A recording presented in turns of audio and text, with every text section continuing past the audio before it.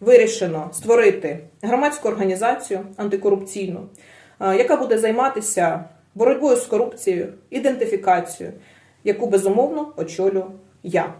Тому що всі знають, що я маю проукраїнські погляди. Я люблю по закону і за зарплату чиновників. Я не люблю хабарі, я не люблю ознаки корупції.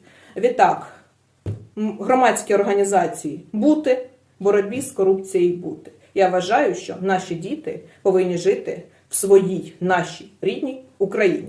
Тому слава Україні, закону бути в нашій країні,